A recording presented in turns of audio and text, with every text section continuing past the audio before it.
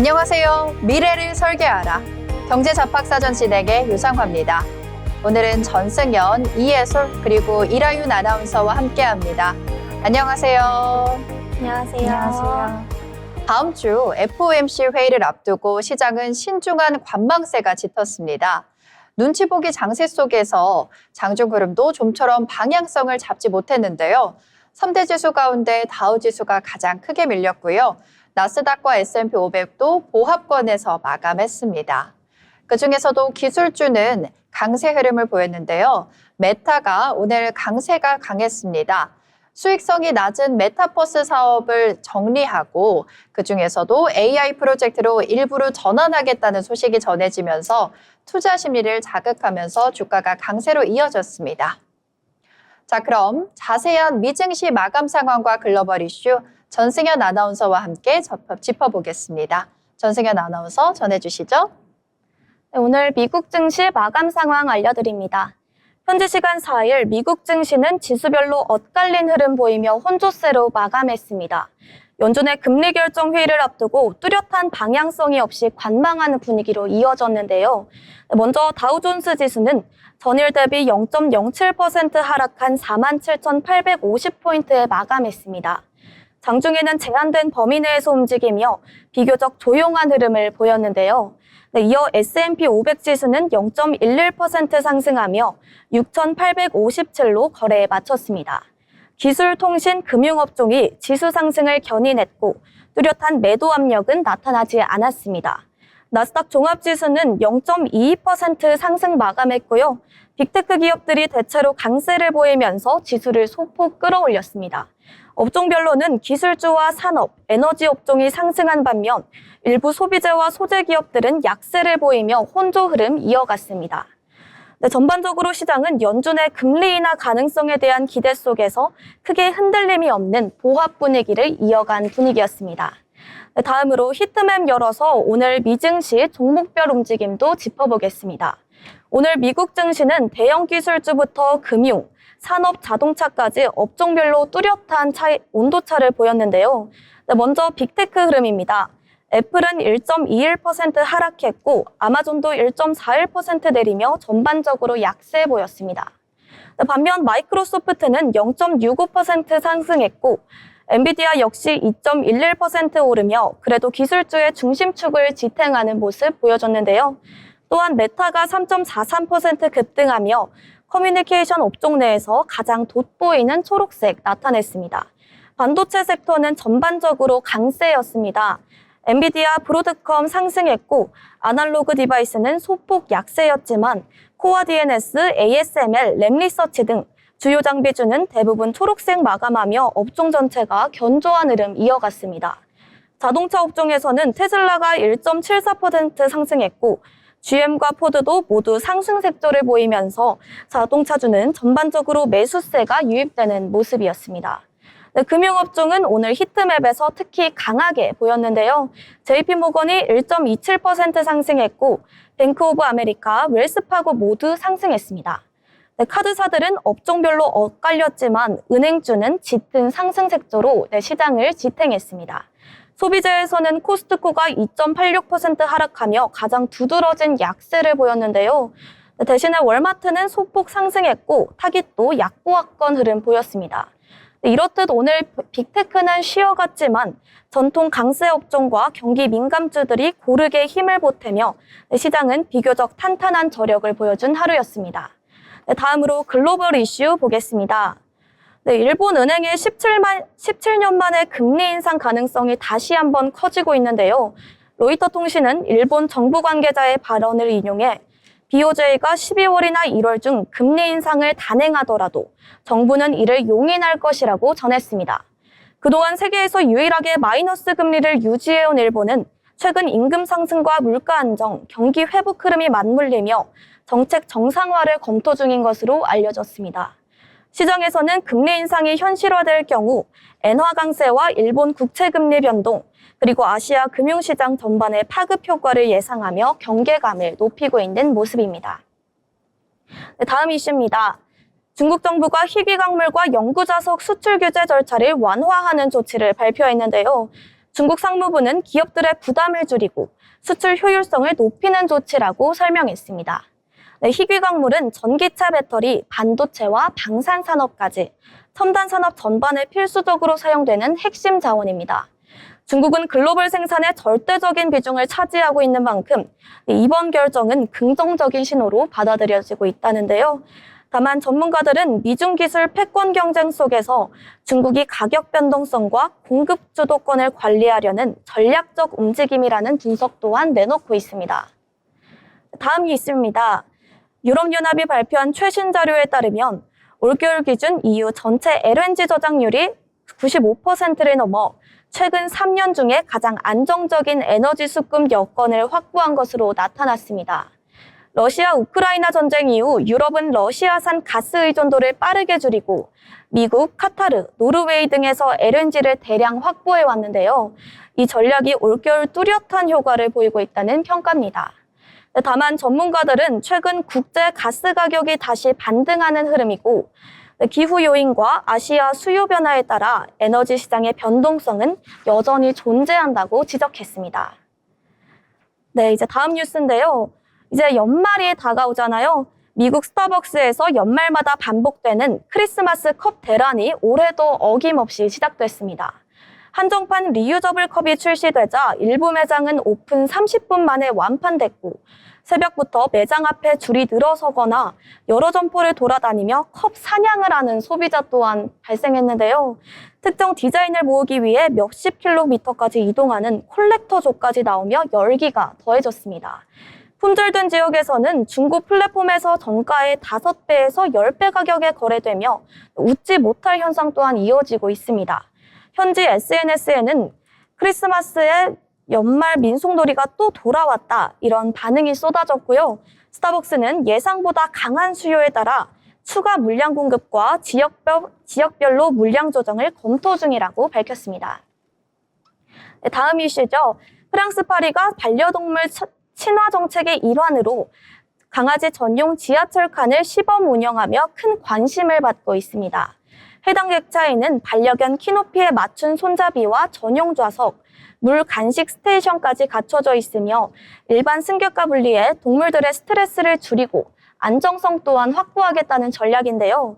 SNS에는 이제 사람보다 더 편하게 타는 거 아니냐, 이제 강아지들도 출퇴근하네 라는 재밌는 반응이 나왔고 일부 시민들은 반려견과 이동이 훨씬 수월해졌다며 정식적인 도입을 요구하는 목소리도 나오고 있습니다. 파리교통공사는 이번 시범 운행 데이터 분석을 통해 확대 여부를 검토할 예정이며 성공할 경우 유럽 주요 도시로 확산될 가능성도 제기되고 있습니다. 네, 마지막 이슈입니다. 일본에서는 로봇이 직접 상품을 채우고 매장을 운영하는 무인 편의점이 시범 도입되며 화제를 모으고 있습니다. 네, 패밀리마트는 재고 정리, 상품 진열을 담당하는 로봇 스태프를 도입해 점원이 없어도 24시간 운영이 가능한 차세대 편의점 모델을 실험 중인데요.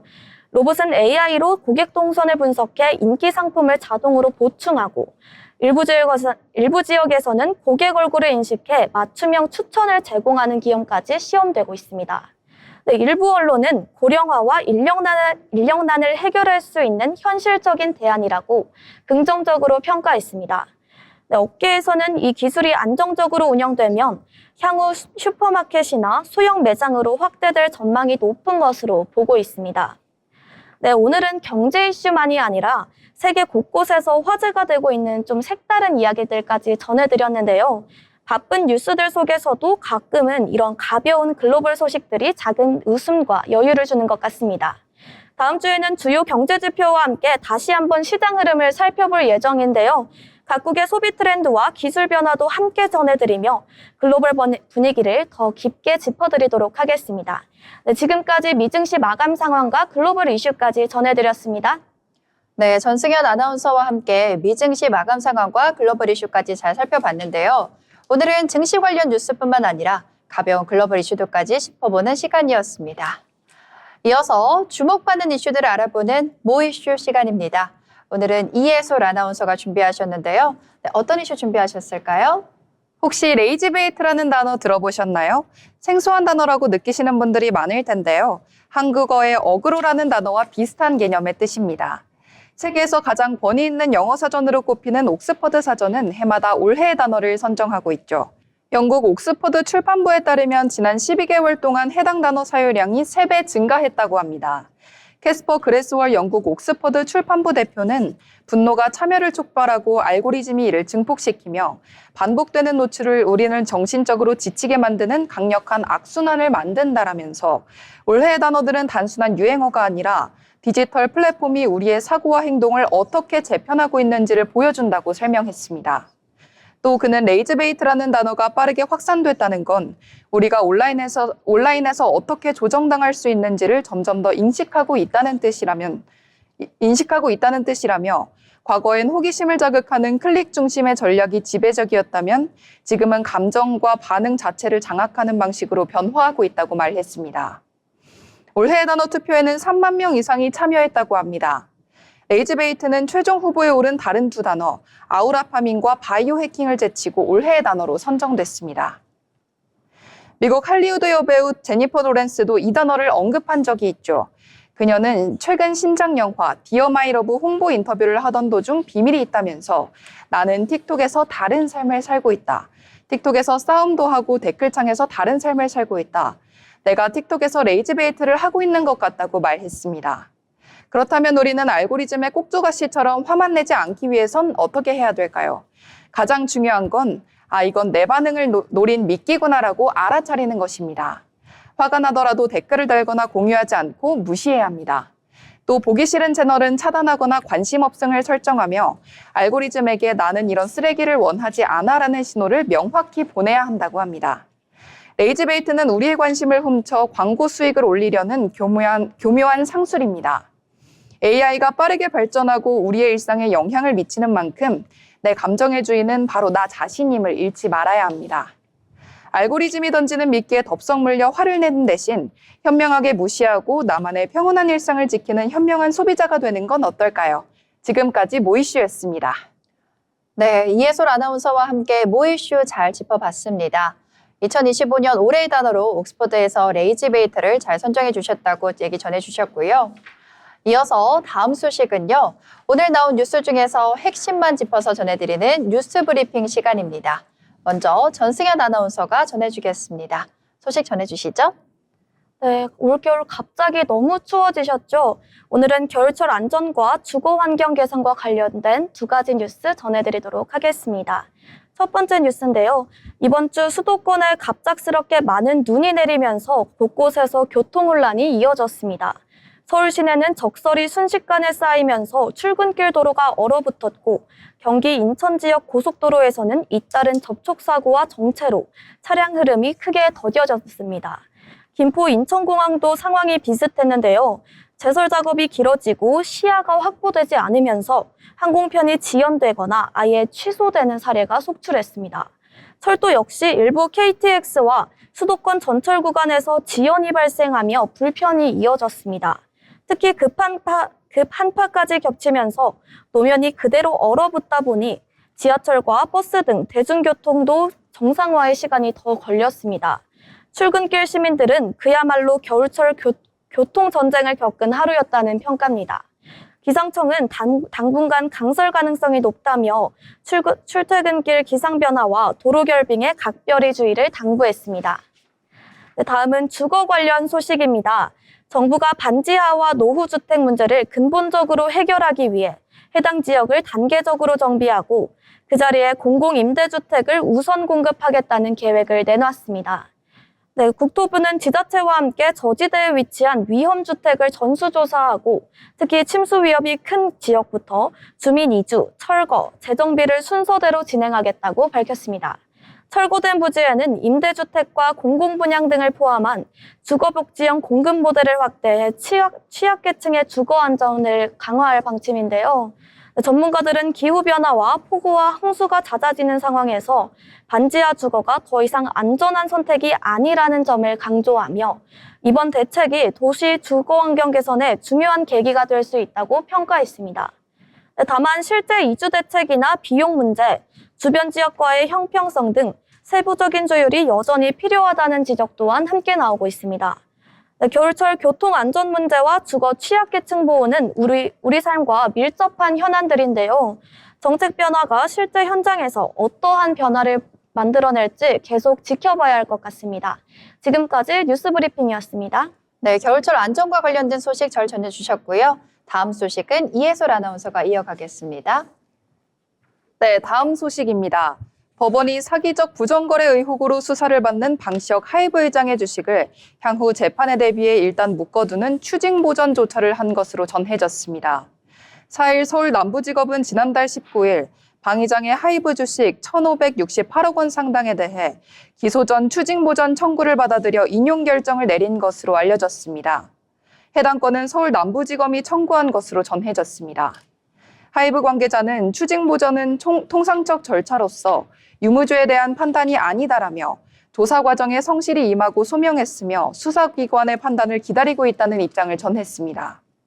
방 의장은 2019년 하이브 투자자들에게 주식 상장 계획이 없다고 속여 특정 사모펀드 측의 지분을 팔게 하고 이후 상장을 한 혐의를 받습니다. 다음 소식입니다. 계정 탈퇴 절차를 찾기 어렵게 구성한 쿠팡에 대해 사실조사가 진행됩니다. 방송미디어통신위원회는 4일 쿠팡이 설정한 계정 탈퇴 절차가 전기통신사업법상 금지 행위인 이용자의 해지권을 제한하는 행위에 해당하는지 등을 파악하기 위해 사실조사에 착수했다고 밝혔습니다. 방미통위는 현재 쿠팡 회원 탈퇴를 위해서는 이용자들이 직관적으로 찾기 어려운 위치에서 복잡한 절차를 거쳐야 한다고 설명했습니다. 방미통위는 최근 발생한 쿠팡의 개인정보 대량 유출 사태와 관련해 계정 탈퇴 수요가 급증하는 가운데 쿠팡의 이러한 해지 절차가 이용자에게 상당한 불편을 유발한다고 보고 긴급히 조사에 돌입했습니다. 이번 조사에서 위법 행위가 확인될 경우 관련 법령에 따라 과징금 및 시정명령 부과 등 엄정 조치할 예정이며 향후에도 국민 생활과 밀접한 전기통신 서비스에 피해 유발 행위를 지속 모니터링할 방침이라고 전했습니다. 한편 지난 2일 국회 과학기술정보방송통신위원회는 쿠팡 개인정보 유출 관련 긴급 현안 질의를 진행했습니다. 이날 박정훈 국민의힘 의원은 자유롭게 탈퇴할 수 있도록 내용을 바꾸고 안내하라고 지적했습니다. 그러자 박대준 쿠팡 한국법인 대표이사는 살펴볼 것이라고 답했습니다. 지금까지 뉴스 브리핑이었습니다. 네, 하이브와 쿠팡 관련한 소식까지 뉴스 브리핑 잘 전해주셨습니다. 아울러 본 방송에서 제공하는 정보는 투자 판단에 대한 조언일 뿐 해당 종목 가치의 상승 또는 하락을 보장하지 않습니다.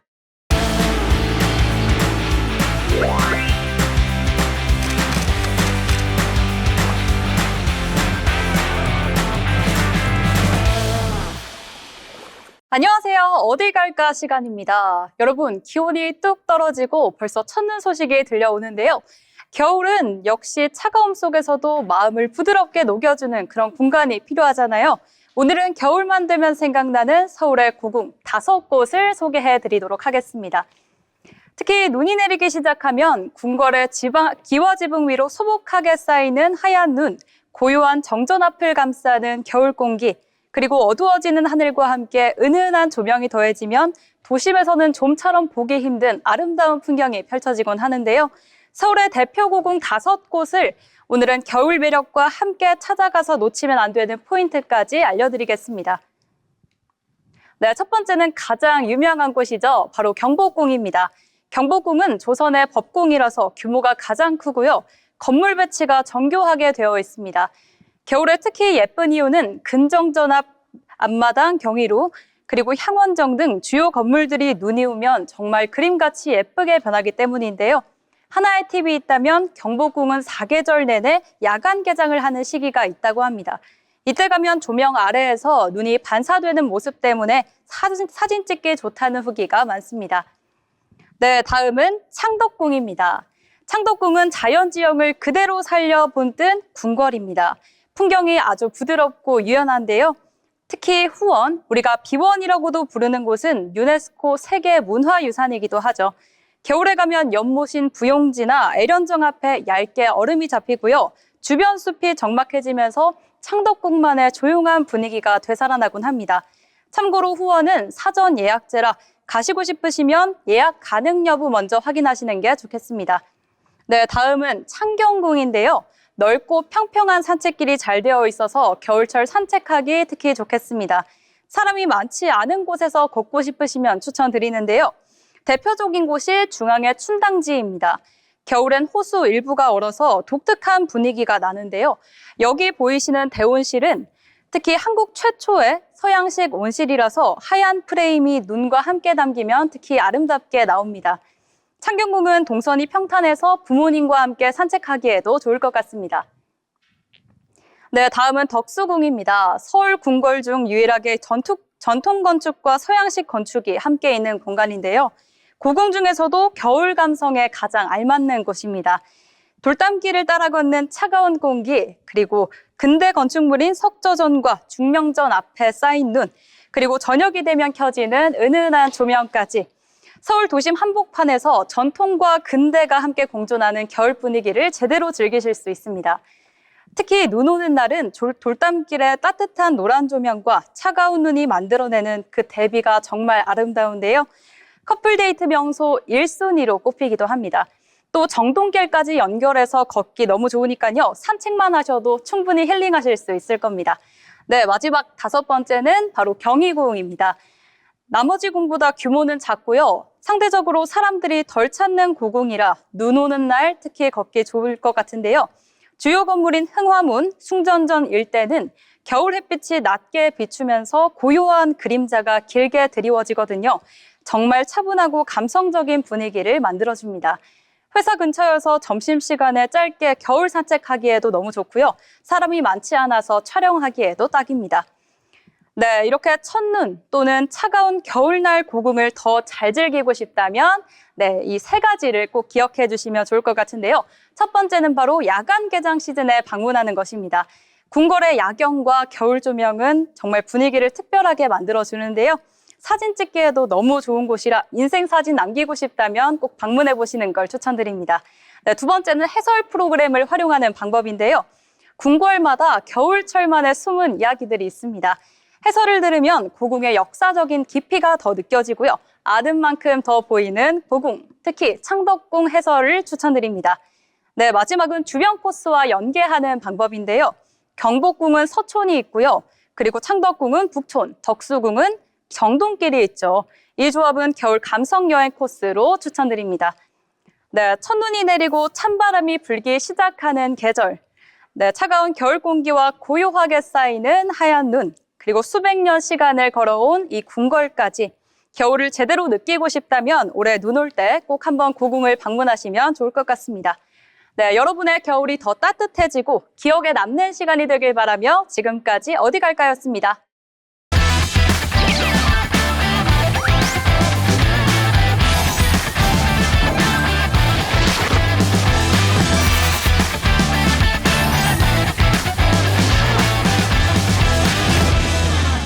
이번 시간에는 투자의 고수가 되고 싶은 아나운서들이 경제 그리고 주식 이야기 나눠보는 시간입니다. 먼저 오늘장 우리 국내 시장 어떻게 마감됐는지부터 알아보고 오겠습니다. 이라윤 아나운서 국내장 마감 상황 전해주시죠. 네, 12월 5일 국내 증시 마감 시황 전해드립니다. 오늘 코스피와 코스닥이 엇갈린 흐름 속에 마감했습니다. 네, 오늘 코스피 오늘 4,100선에 장 마감했습니다. 전거래일 대비 71.54%포인트 상승하며 1.78% 오르며 장을 마쳤는데요. 네, 그리고 코스닥 같은 경우에는 924.74%, 전거래일 대비 5.09포인트 내린 0.55% 하락하며 약세로 마감했습니다. 네, 오늘 유가증권 시장에서는 개인이 2조 1,153억 원 순매도하고 외국인은 9,923억 원 순매수, 그리고 기관도 1조 1,535억 원 순매수하며 지수를 끌어올렸습니다. 코스닥 시장에서는 개인이 3,195억 원 순매수, 외국인과 기관도 1,303억 원 순매도, 기관 1,864억 원 순매도 흐름을 보였습니다. 네, 오늘 코스피 시총 상위 1위에서 10위까지 알아보도록 하겠습니다. 삼성전자는 3.14%포인트 오르며 108,400원에 장 마감했습니다. SK하이닉스는 0.37% 상승해 54만 4천원, LG에너지솔루션은 3.90% 오르며 42만 6천원을 기록했습니다. 삼성바이오로직스는 2.32% 하락한 164만 1,000원으로 약세였고 현대차는 11% 넘게 급등한 31만 5천 원에 거래를 마쳤습니다. 네, 코스닥에서는 바이오와 2차 전지 중심으로 등락이 크게 갈렸는데요. RTO제는 12.04% 급락한 45만 6,500원을 기록했고 에코프로비엠은 1.14% 상승한 15만 9,700원에 마감했습니다. 에코프로는 5.9% 오르며 9만 6,900원, ABL 바이오는 5.17% 하락한 19만 6천 원에 장 마감했습니다. 지금까지 국내 증시 마감 시황이었습니다.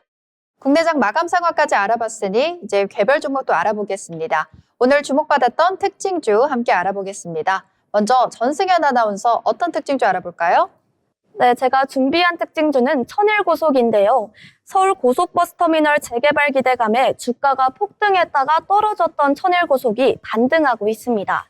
천일고속은 지난달 19일부터 이달 3일까지 9거래일 연속 상한가로 장 마감했는데요. 주가가 급등하면서 지난달 26일과 이달 1일 주식 거래가 정지되기도 했습니다.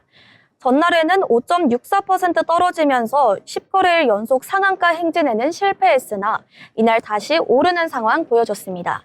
주가가 급등했던 건 서울 고속버스터미널 재개발 호재 때문인데요. 앞서 서울시는 서초구 서울고속버스터미널 부지 복합개발과 관련해 신세계 센트럴 서울 고속버스터미널과 본격적인 사전 협상에 착수한다고 지난달 26일 발표했습니다. 이는 면적 14만 6,260제곱미터에 달하는 부지를 개발하는 큰 사업인데요. 천일고속은 신세계 센트럴시티에 이어 서울 고속버스터미널 지분 16.67%를 보유한 2대 주주입니다. 재개발이 추진될 경우 지분 가치가 상승할 수 있다는 기대감에 매수세가 몰렸던 걸로 해석됩니다. 이런 흐름 속에 수급 상황 한번 보겠습니다. 오늘 천일고속 10% 가까이 상승한 모습 보이는데요. 어제는 살짝 주춤했지만 단 하루 만에 다시 부활하는 모습 보이며 천일고속의 저력을 보이는 모습 보여줬습니다. 네, 계속해서 상한가를 달리고 있는 천일고속 살펴봤고요. 이어서 제가 준비한 특징주도 소개해드리겠습니다. 저는 오늘 코리아 서킷에 대해서 가져왔는데요. 브로드컴의 수혜주로 떠오르는 종목입니다. 대신증권이 코리아 서킷에 대한 분석을 내놨는데요. 브로드컴의 추가 납품이 예상이 된다면서 목표 주가를 5만 5천 원으로 상향을 했고 이 상향 여력은 37.5%까지 조정이 된 부분입니다. 또한 투자 의견은 매수를 유지했습니다. 대신증권의 박 연구원은 코리아 서킷은 2022년 브로드컴에서 투자를 받아서 생산 라인을 구축했고 올해 3분기까지 약 912억 원의 FC 비주얼을 공급했다면서 매출 비중은 별도로 15%를 차지한다고 밝혔습니다. 이어 추가적인 수익성 개선 차원에서 이전 제품 대비 고집적, 고신뢰성이 요구된 AI 가속기인 아스키형 FC 비주얼을 개발할 것이라면서 브로드컴에 샘플을 제공하는 테스트 과정으로 추정된다고 말했습니다. 만약에 이 테스트가 순조롭게 잘 진행이 된다면 2026년 하반기부터 AI 가속기인 아스키형 FC 비주얼 매출이 추가될 것이라고 전망하기도 했습니다. 아울러 브로드컴이 구글과 텐서 처리 장치, 즉 TPU를 공동 설계할 점을 감안을 하면 제품 라인업 확대 차원에서 FCBGA 공급업체를 다변화할 가능성이 높다면서 코리아 서킷이 하나의 대상으로 부각될 것이라고도 전망하기도 했습니다. 코리아 서킷의 내년 별도 기준 영업이익은 908억 원으로 올해 대비 91.8% 이상의 증가를 예상했고요. 연결 기준 영업이익은 1,448억 원으로 164% 증가를 전망했습니다. 다만 2023년과 2024년에는 적자를 기록했는데요. 올해 다시 흑자로 전환을 하면서 영업이익이 474억 원으로 기록을 했습니다. 그래서 2026년에는 본격적인 수익성 확대로 전환될 것이라는 관측이 나오고 있습니다. 오늘 11.11% 상승하면서 3만 9천 원의 종가 형성했습니다. 네, 여기까지 제가 소개한 특징주였고요. 이어서 이혜솔 아나운서가 특징주 소개 이어가겠습니다. 네, 제가 준비한 특징주는 남성 탈모 치료제 임상 성공 소식의 상승 모멘텀을 가진 현대약품입니다. 이탈리아 제약사 코스포 파마슈티컬스의 남성용 치료 남성형 탈모 신약이 임상 3상에 성공하면서 이 회사와 국내 유통판권 협업 관계를 맡고 있는 현대약품의 주가가 5일 강세를 보이고 있습니다. 주가는 장 초반 한때 26%까지 치솟기도 하면서 이틀간 30%가 넘게 올랐습니다. 코스모 파마슈티컬스는 남성형 탈모 치료제 신약 클라스 코테론 5% 용액이 두 건의 임상 3상에서 모두 통계적으로 유의미한 모발 성장 개선 효과를 입증했다고 발표했습니다. 미국과 유럽 등 50개 지역 1,465명의 남성형 탈모 환자를 대상으로 진행된 이번 임상 결과 클라스 코테론 투여군은 위약 투여군과 비교해 투여 부위 모발 수가 539% 늘어난 것으로 확인됐습니다. 또 다른 임상에서도 위약 투여군 대비 168%의 개선 효과를 보였습니다. 이번 신약은 기존 탈모약과는 달리 두피에 바르는 형태입니다. 지오바니 디 나폴리 코스모 파마슈티컬스 CEO는 남성형 탈모에 있어서 30여 년 만에 처음 등장한 잠재적인 혁신이라고 강조했습니다. 현대약품은 지난 2023년 코스모 파마슈티컬스와 여드름 치료제 신약 윈레비의 국내 개발 및 상용화 라이선스 계약을 체결한 바가 있어 이번 탈모 치료제에 대해서도 독점 라이선스 계약 체결 기대감에 투자자들의 주목을 받고 있습니다. 현대약품의 오늘 차트 보시면 시가 4,200원에 출발한 뒤 상한가 기록한 뒤 종가 5,060원에 장 마감했습니다. 네, 강한 불기둥을 세우면서 마감한 현대약품이었습니다. 네, 다음 특징주도 소개해드리겠습니다. 다음은 미국 마이크로소프트의 차세대 데이터 센터 시장 관련 협력 방안을 논의했다는 소식에 LG전자가 오늘 장 초반부터 강세를 보였습니다. 오늘 LG전자뿐만 아니라 LG그룹주들 전반적으로 강세가 이어졌는데요. 3%에서 4% 정도 강세를 이어갔습니다. LG전자를 비롯해서 LGCNS, LG디스플레이 등이 그런 강세 흐름 속에서 같이 흐름을 했는데요. 오늘 장중에는 LG전자가 10만 2,500원까지 오르면서 52주 신고가를 기록하기도 했습니다. LG전자 업계에 따르면 LG전자를 비롯한 LG그룹 주요 계열사들이 이달 1일 미국 MS의 레드몬드 캠퍼스에서 LG그룹의 차세대 데이터 센터 기술을 전시하고 소개하는 AIDC 테크쇼를 열었습니다. 이번 행사에는 사타이 나델라 MS 최고 경영자를 포함해서 류재철 LG전자 사장, 김동영 LG에너지솔루션 사장, 그리고 현신균 LGCNS 사장까지 주요 경영진이 대거 참석했습니다. LG그룹은 냉난방 공조 시스템과 에너지 저장 장치와 페어레스 솔루션, 그리고 데이터 센터 그리드 기술까지 이번 AIDC 행사에서 소개를 했습니다. 이번 행사를 계기로 LG그룹이 차세대 데이터 센터 시장에서 MS와 파트너십을 강화할 수 있다는 소식에 이번 투자 심리를 자극한 것으로 풀이됩니다. 오늘 상한가까지 갔던 LG전자였는데요. 마감가는 5.17% 상승한 99,700원에 마감했습니다. 네, 이어서 마지막 특징주 전승현 아나운서가 이어가겠습니다. 전해주시죠. 다음 특징주는 에임드바이오입니다. 어제도 제가 소개해드렸던 특징주죠. 앞서 상장 첫날인 전날에는 따따블을 기록하며 강세를 이어갔는데요. 네, 오늘 전문 바이오 기업 에임드바이오가 코스닥 상장 이틀째 장 초반 상한가를 기록했습니다. 전일 대비 30% 급등하며 시가총액은 코스닥 17위로 올라섰는데요. 2018년 삼성 서울병원에서 분사한 에임드바이오는 병원으로부터 암 환자의 실제 암 조직을 제공받아 이를 기반으로 ADC 치료제를 개발 중입니다. 주가 급등을 주도한 핵심 요인은 차세대 항암 기술인 ADC 플랫폼에 대한 시장의 높은 기대감과 신규 상장에 따른 수급 쏠림 현장으로 요약됩니다. 특히 삼성 서울병원 스핀오프라는 배경과 3조 원 규모로 알려진 기술 이전 성과가 투자 심리를 강력하게 자극하고 있으며 바이오 섹터 전반의 투자 심리 개선이 이를 뒷받침하고 있습니다.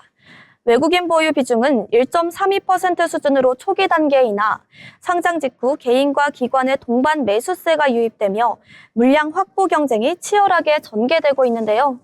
이 구간에서 유통 가능 물량이 특히 제한적인 품질주 양상을 보이며 매수 대기 물량이 주가를 강하게 지지하는 패턴이 확인됐습니다. 외국인의 매도세가 아직 본격화되지 않은 가운데 기관의 초기 물량 확보 여부가 단기 수급의 핵심 포인트로 작용할 전망입니다. 이런 상황에서 수급 상황 한번 보겠습니다. 에임드바이오 공모가 대비 폭등 후 상장 둘째 날인 오늘도 상한가 30% 근처 흐름 보이며 강세 이어가고 있습니다. 이렇듯 뜨거운 시장 기대감이 보이는데요. 다만 폭등 이후 변동성은 대비할 필요가 있어 보입니다. 네, 전승현 아나운서가 에임드 바이오에 대해서 소개해 주셨는데요. 증거금이 또 주목할 만한 사실 중 하나입니다. 이번 증거금이 약 15조 3,552억 원을 기록했는데요. 이건 올해 코스닥 공모기업 중 최대 규모라는 소식까지 전해드리겠습니다. 이어서 기업들에 대해서 자세히 알아보는 기업사전 시간입니다. 이번 시간에는 이해솔 아나운서가 준비했습니다. 전해주시죠. 최근 인적 분할 상장을 하면서 많은 분들이 이 기업에 관심을 가지셨을 것 같은데요. 오늘 소개해드릴 기업은 삼성 바이오에피스입니다. 많은 분들이 삼성 바이오로직스는 익숙하시겠지만 삼성 바이오에피스는 어떻게 다른지 또 어떤 일을 하는지 잘 모르실 것 같습니다. 오늘은 삼성 바이오에피스에 대해서 알아보겠습니다. 먼저 삼성 바이오에피스는 삼성그룹 계열의 바이오시밀러 회사입니다. 바이오시밀러란 항체 의약품의 복제약을 개발해 환자들에게 합리적인 가격으로 공급하는 사업을 말합니다. 글로벌 제약사와 협력해 바이오시밀러를 공동 개발하고 있으며 최근에는 신약 개발에도 주력하고 있습니다. 반면 삼성 바이오로직스는 의약품 위탁 개발 생산, 즉 CDMO 기업입니다. 다른 제약사를 대신해 의약품을 생산하며 자체 생산 시설을 통해 의약품을 대량 생산해 환자에게 공급합니다. 이전까지 삼성 바이오에피스는 삼성 바이오로직스의 자회사였습니다. 미국의 대형 제약사 바이오젠과 삼성 바이오로직스가 바이오에피스의 지분을 절반씩 보유하고 있었죠. 삼성 바이오로직스의 고객사들은 이에 불만을 제기했습니다. 삼성 바이오로직스는 고객사의 의약품을 위탁 생산하고 삼성 바이오에피스는 자체적인 바이오시밀러 및 신약 사업을 하고 있는데 이 두 사업이 같은 그룹 내에 있으면 고객사가 경쟁 관계에 놓이면서 이해 충돌이 발생한다는 겁니다. 삼성 바이오로직스의 의약품 위탁 생산 개발을 맡긴 제약사들이 자사의 기밀 정보가 바이오에피스에 넘어갈 것을 우려해왔습니다. 이에 따라 삼성은 인적 분할을 통해 CDMO와 바이오시밀러 사업을 완전히 분리하는 결정을 내렸습니다. 삼성은 이해 상충을 해소하고 또 각 회사의 사업 전문성을 강화하겠다고 했습니다. 두 회사의 사업 성격이 완전히 다르기 때문에 각각의 전략 속도 그리고 고객군에 맞게 분리 운영하여 핵심 역량에 집중하겠다는 겁니다. 이에 따라 2025년 11월 21일까지 주식 거래가 정지된 후 11월 24일 양사가 상장됐습니다. 인적 분할은 기존 주주에게 신설법인 주식을 나눠주는 분할 방식을 말합니다. 이는 주주 가치 훼손이 적고 사업 독립성과 전략적 유연성까지 확보할 수 있는 방법입니다. 삼성은 기존 법인인 삼성 바이오로직스와 신설 법인인 삼성 에피스홀딩스에 대해 65대 35의 비율로 나누었습니다. 만약 삼성 바이오로직스의 주식 100주를 가지고 있다면 분할 후엔 삼성 바이오로직스를 약 65주, 삼성 바이오에피스를 약 34주 가지게 되는 겁니다. 또 분할가도 65대 35를 기준으로 계산됩니다. 즉 기준일 주가가 100만 원이라면 존속법인인 삼성 바이오로직스는 약 65만 원, 신설법인인 삼성 바이오에피스는 약 35만 원으로 나뉘게 되는 겁니다. 11월 24일 상장이 완료된 후 두 회사의 주가는 요동치고 있습니다. 특히 에피스홀딩스의 주가 변동성이 큽니다. 전문가들은 당분간 에피스홀딩스의 주가가 출렁일 것으로 전망합니다. 에피스홀딩스는 상장 첫날 시초가 대비 주가는 28% 하락했고 이튿날에도 20%가 넘게 빠졌습니다. 이는 에피스홀딩스는 실제 기업 가치보다 배분된 순자산 비중이 과도했다는 평가에서 시작된 급락이었습니다. 한 애널리스트는 순자산을 기준으로 보면 에피스홀딩스의 시가총액은 30조 원 기준으로 계산되는데 실제 사업 가치는 11조에서 12조 원 수준이라며 실제 사업 가치와 괴리가 큰 상황에서 상장했기 때문에 주가 변동이 클 수밖에 없다고 했습니다. 하지만 2025년 12월 3일 증권가에서 에피스홀딩스의 목표 주가 61만 원을 제시한 리포트를 발간하면서 삼성 바이오에피스 홀딩스의 주가는 하루 만에 24% 이상 급등세를 보이기도 했습니다. 현재 삼성 바이오에피스는 다양한 항체의약품 바이오시밀러를 개발, 판매하고 있습니다. 이에 바이오시밀러를 기반으로 안정적인 사업을 진행 중인데요. 자가면역 질환을 치료하는 바이오시밀러 4종 제품을 유럽에서 승인받은 최초의 회사로 트라스트주마 바이오실러, 라니비주마 바이오실러, 에클리주마 바이오시밀러, 데노스마 바이오시밀러를 유럽과 미국에서 각각 승인받았습니다. 2025년 3분기 누적 매출 기준으로 작년 동기 대비 증가세를 보였고 이번 달 유럽 시장에서 골질환 치료제 2종을 직접 판매하기 시작했다는 공식 발표도 나왔습니다. 또 단순 바이오시밀러 중심에서 벗어나 ADC, 유전자 치료제, 다중항체 등으로 사업 다각화를 추진 중이라는 보고가 있습니다. 매출과 실적 성장세가 지속 중이고요. 또 유럽 시장에 직접 판매를 시작하고 미국 등 주요 시장에서의 출시와 허가 기대, 파트너십 확대 등으로 글로벌 시장 비중이 커질 가능성이 높습니다. 지금까지 삼성 바이오에피스에 대한 기업 분석이었습니다. 네, 이해솔 아나운서와 함께 삼성 바이오에피스에 대한 기업 사전 잘 살펴봤고요. 이어서 투자 리포트 시간입니다. 이번 시간에도 전승현 아나운서가 준비했습니다. 전해주시죠. 네, 시장 산업과 흐름을 분석하는 투자 리포트 시간입니다. 오늘은 AI 시대의 진짜 주인공으로 떠오르고 있는 반도체죠. HBM인데요. 그리고 이 시장을 사실상 주도하고 있는 기업 SK하이닉스입니다. 요즘 AI 산업이 얼마나 빠르게 성장하고 있는지는 이미 많은 분들이 체감하고 계실 건데요. 하지만 겉으로 보이지 않는 곳에서 AI의 성능을 결정짓는 핵심 부품이 하나 있었습니다. 바로 HBM 고대역폭 메모리인데요. 그리고 이 HBM을 전 세계에서 가장 안정적으로 또 가장 높은 품질로 공급하고 있는 기업이 SK하이닉스입니다. 왜 지금 HBM인가? 초거대 AI 모델들은 기존 대비 수십 배 이상의 데이터를 실시간으로 처리합니다. 문제는 GPU가 아무리 빨라도 데이터를 공급하는 메모리가 속도를 따라가지 못하면 성능이 크게 떨어지는 병목 현상이 발생하는데요. 이 병목을 해결해주는 메모리가 바로 HBM입니다. 그래서 엔비디아를 비롯한 글로벌 AI 기업들이 차세대 GPU의 기본 탑재 메모리로 HBM을 채택하고 있는 건데요. 특히 SK하이닉스가 선도하고 있는 HBM3E는 발열 관리, 전력 효율, 대역폭 모두에서 최고 성능을 보여주며 현재 시장에서 가장 높은 평가를 받고 있습니다.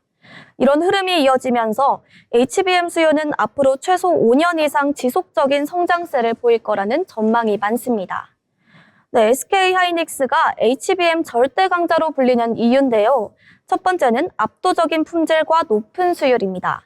엔비디아가 신형 GPU를 설계할 때 가장 먼저 테스트하고 가장 신뢰하는 HBM이 바로 하이닉스 제품이라는 사실, 반도체 업계에서는 이미 잘 알려져 있는 사실인데요.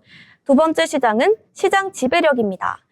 엔비디아뿐만 아니라 AMD, 인텔 등 AI 가속기를 개발하는 글로벌 기업들 역시 HBM 채택을 확대하면서 하이닉스의 고객 포트폴리오는 지속적으로 넓어지고 있습니다. 세 번째는 빠른 증설 속도인데요. M16 팹 가동률은 이미 높은 수준에 올라와 있고 청주라인 증설이 본격화되면서 2025년 이후에는 하이닉스의 HBM 생산량이 지금보다 훨씬 큰 폭으로 증가할 거라는 전망입니다. 특히 앞으로의 3년이 하이닉스의 매우 중요한 시기인데요. 2025년 HBM3E가 본격적으로 확대되면서 수익성이 눈에 띄게 개선되는 첫 해가 될 것으로 예상하고요.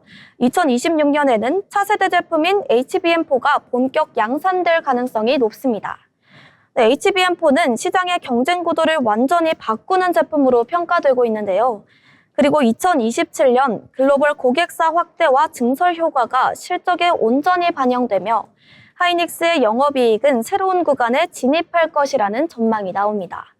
AI 서버, AI PC, AI 스마트폰 등 HBM을 사용하는 시장 자체가 계속 넓어지면서 메모리 산업의 판이 완전히 바뀌는 시기라는 분석 또한 나오고 있습니다. 네, 앞으로 SK하이닉스를 볼 때 가장 중요한 세 가지는 다음과 같습니다. 첫째, 엔비디아향 HBM 공급이 얼마나 더 늘어지느냐. 이 물량은 실적과 직결되는 핵심 지표입니다. 둘째, 증설 속도인데요. 특히 M16과 청주라인의 생산 능력이 계획대로 확대되고 있는지가 중요합니다. 셋째, HBM4 양산 타임라인입니다. HBM4를 가장 먼저 시장에 공급하는 기업이 누가 되느냐. 이 점이 향후 메모리 업계 지역을 결정할 가능성이 커 보입니다. 정리하자면 SK하이닉스는 지금 AI 시대의 중심에 서 있는데요.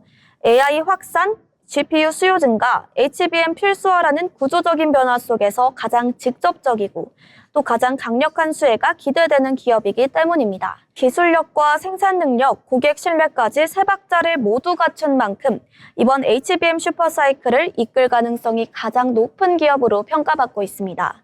네, 앞으로도 시장 흐름과 기업 변화를 꾸준히 분석해드리겠습니다. 지금까지 투자 리포트 시간이었습니다. 네, 전승현 아나운서와 함께 60만 니스라고 불리는 SK하이닉스에 대해서 투자 리포트 잘 살펴봤습니다. 아울러 본 방송에서 제공하는 정보는 투자 판단에 대한 조언일 뿐 해당 종목 가치의 상승 또는 하락을 보장하지 않습니다.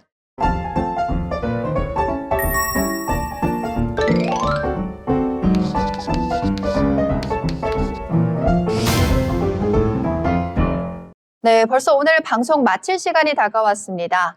오늘 시장을 한마디로 요약해보면 좋을 것 같은데요. 먼저 전승현 아나운서 오늘 장 어떻게 보셨을까요? 네, 날씨는 추운 겨울이 찾아왔지만 시장에는 따뜻한 봄바람이 불었다 이렇게 표현하고 싶습니다. 3주 만에 코스피가 4,100선을 회복하며 봄바람이 불어오는 듯한 느낌을 받았는데요. 이제는 꽃을 피우는 그날까지 기대하겠습니다. 네, 훈풍이 불어왔던 오늘 코스피에 대해서 잘 요약해 주셨고요. 자, 그럼 이해솔 아나운서는 오늘 장 어떻게 보셨을까요? 네, 저는 다시 힘내는 코스피로 정리하겠습니다. 최근 불안한 모습을 보였던 코스피였지만 4,100선을 회복하면서 다음 주 더 한 번 기대해 볼 수 있겠습니다. 네, 기대감을 장식하는 멘트로 마무리해 주셨고요. 저는 이렇게 마무리해 보겠습니다. 미국 장은 오늘 혼조세로 마감을 했고 오늘 우리 장도 코스피는 올랐지만 코스닥은 파란불을 켜냈는데요. 그래서 오늘 약간은 미지근한 하루였다라고 마무리해 보겠습니다. 오늘 저희가 준비한 소식은 여기까지입니다. 시청해 주신 여러분 고맙습니다.